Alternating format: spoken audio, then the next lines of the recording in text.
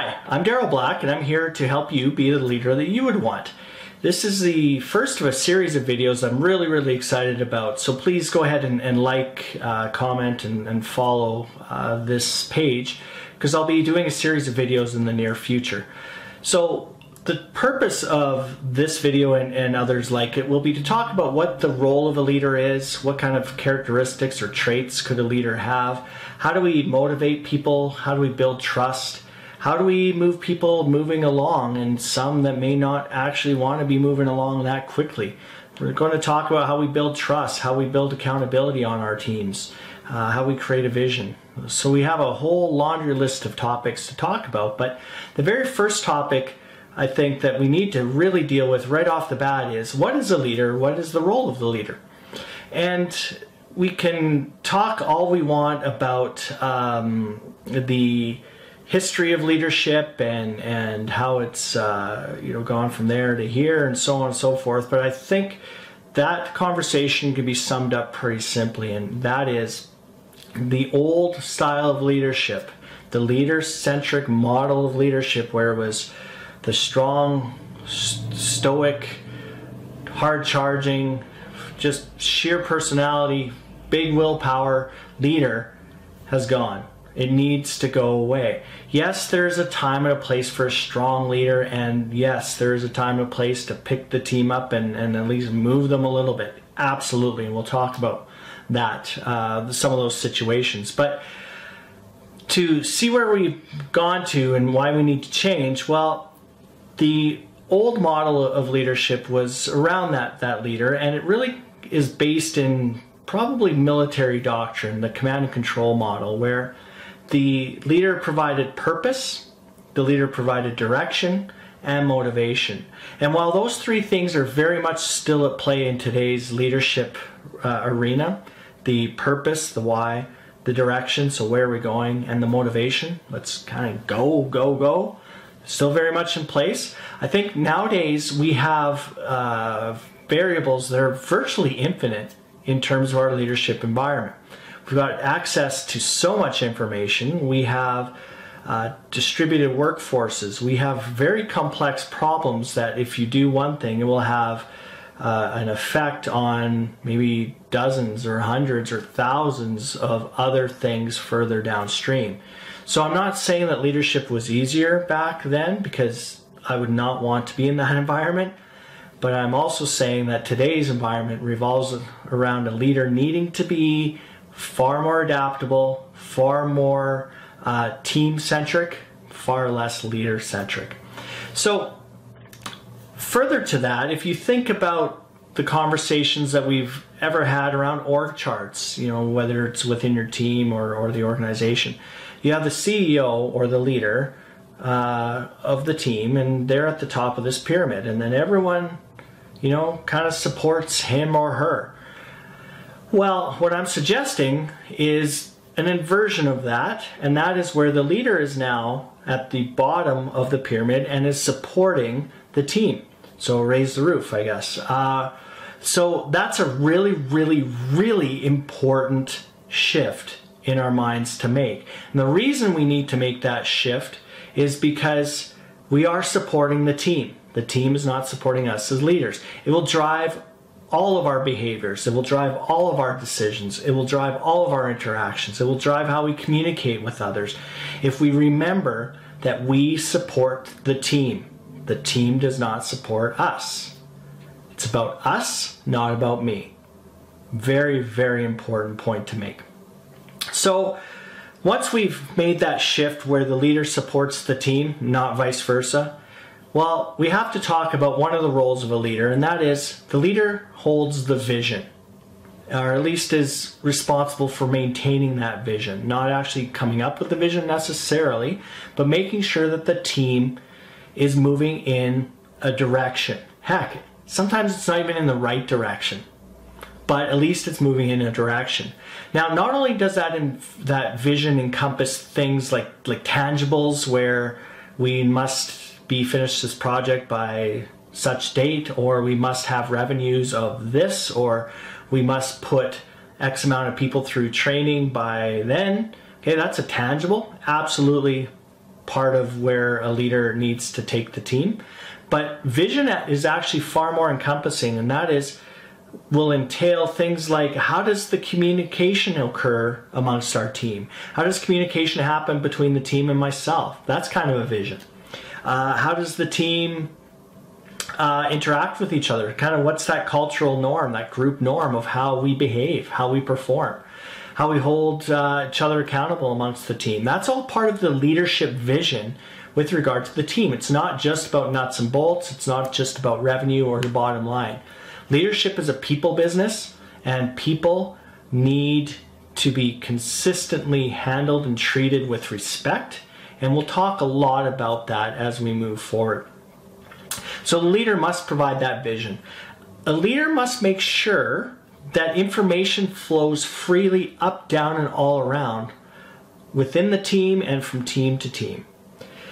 Now, in this day and age, I don't have to tell anybody, but we have access to information that it's crazy. Twitter, Facebook, Instagram, fake news, real news, so on and so forth. We have computers in our hands now that we have access to millions and millions and millions of pieces of information. That's a huge advantage, but it's also a big disadvantage. So a big part of leadership is making sure that the information is flowing up, down, all around, but also making sure that that information is gathered in the first place, it's validated, and then it's being circulated. Okay? So the leader will not be making sure that it's just information flowing willy-nilly throughout the organization. The information that's moving needs to be validated, and it needs to be really gone over and supported and saying, yes, this is legit. This is something that we can start making a decision on. Further to that, once we have free-flowing information, the leader needs to make sure that decisions are happening at all levels of the organization and the team, and that the right decisions are being made, and that the decisions are being made at the right levels. How's that for complicated? Okay? So the decisions must be made. The decisions must be made at the right levels. And newsflash, the best people to make the decisions are actually those closest to it. So probably those boots on the ground or those frontline workers are often the ones that will have the best ideas on how to fix a problem. So that's a big part of leadership, making sure that me as a leader, I'm not the one that's making the dozens, hundreds, thousands of decisions each and every day to drive the team forward. If that's happening, if I am done at the end of the day and I say, whew, it has been non-stop decision making, there's a problem there, because that means you're a bottleneck as a leader. So you're a bottleneck because A, you're micromanaging, so you haven't empowered the people. You're a bottleneck because you don't trust anybody. You're a bottleneck because everyone's afraid to be making a decision on their own. Okay? So, leader, come up with your vision. You make sure information is flowing freely. Make sure that decisions are being made and that they're being made at the right level. The last part of leadership, and there's a long, long list that we'll get into, but another big aspect of it is supporting the team. Making sure that you've removed barriers, making sure that they've been given the tools that they need, they've been given the resources, they've been given the training, and they've been given the respect to go about their business. So a great question is, what are you working on right now? Followed up quickly by, how can I help? What are you working on? How can I help? So those are some of the things, the what a leader does. But that's only half the battle. We need to talk about the how, and that's where we really, really need to deep dive. So one of the ways that we affect change and we move a team forward is that we create some sort of a safe zone for them. And that zone is of psychological safety, where they feel that they're valued, so they matter, that they're listened to, that they're somewhat protected. And by that, I don't mean, from a tribe coming in and attacking, or another organization coming in and taking over our offices. I'm talking about the protected from repercussions. And not to say that you want mistakes willy-nilly, but we need people comfortable that they're able to extend and make decisions and do things. And yes, they're going to make mistakes, and that's okay. That's okay. So they need to have some sort of a protection there. There needs to be a whole bunch of trust within that zone as well. Trust in me as a leader, trust in the team, trust in their fellow team members. That's a big part of that safety that you need to do and create for the team. The other thing that you need to do for the how are we going to do all of the things we've just talked about is connecting with the individuals on the team. Do not treat the team as one, okay? Especially if they're wearing the same uniform. Just because they're working for the same company, same department, they're working for you. No matter, even if the genders are all the same, do not treat them the same, because the team is actually made up of individuals, and individuals that you need to connect with. And by that, by the connection, what I'm talking about is really figuring out what motivates them, why they're here, how to get the best out of them, how best to protect them, what are their biggest challenges. There's all sorts of things to make those connections. Very, very important. So a team is actually a collection of individuals, and you as a leader need to connect with those individuals to make sure that you really understand where they're coming from. Another how we go about doing all of these things is creating trust, and I talked about it in the safe zone. And it's a great question, and it's one we're going to talk a lot about over the next few videos, and that is the element of trust and how critical it is to a cohesive team. If we don't have trust, we don't have cohesion. It's plain and simple. If I don't trust you, I'll work with you, but I'm not going to be a true team. So a big part of leadership is nurturing, cultivating trust amongst that team. A couple ways we can do that. One is by being transparent. For me as a leader, I need to be transparent. I also need to be somewhat vulnerable, and we'll talk more about that, but I need to be vulnerable. I need to ask for help. I need to admit maybe I don't have all the answers. It's tough to do sometimes.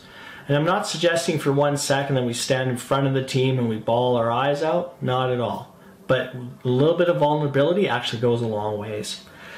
So we've talked about creating that safe zone. We've talked about making connections with the individuals on your team. We've talked about building the trust. Another critical element for leadership to be effective is accountability. Creating accountability amongst the team and the team as a whole, and accountability between the team and yourself as a leader. Very, very difficult to do. One of the reasons it's so hard is because we actually set it up for failure right from the beginning. This is what I mean. Accountability really has to do with expectations. And yet, how many times, and ask yourself this, how many times have you held somebody accountable in your mind for an expectation that you had of them, but they actually didn't know that was the expectation? Chances are you've had that happen before, and yet we come down on people, we get pissed off at them, so on and so forth. Well, why aren't they getting that? Why don't they understand that? Why didn't they do that? Well, ask yourself as a leader, what did I do to contribute to this? And I don't want to promise you, but I can probably guess that it's around expectations and not setting them properly. So we'll spend a lot of time around expectations, but in general, expectations are commonly, I expect you to do this. Well, for true expectation and for accountability to be held, I need to give you the expectation. You need to acknowledge and understand the expectation. You need to agree to it. Okay, so I understand it, I acknowledge it, I agree with it, and then there has to be an exchange of expectations where this is what I expect of you as well. If you're going to hold me accountable, this is what I expect from you. So just to summarize that, there's the expectation that I'm going to give. There needs to be an acknowledgement and an understanding and an acceptance of that expectation. And then that individual needs to also tell you their expectations of you. So when you sit down with a team member and you ask them to do something, or you're going to be holding them accountable, have that conversation so everybody's on the same page. Otherwise, you're going to be holding somebody accountable to an expectation that they don't even know that they've had. Yeah, they should, coulda, woulda, shoulda. But part of leadership is doing the extra work to make sure everything works. So thank you for watching, and remember to follow, share, and like the page, and stay tuned for more videos. Thank you.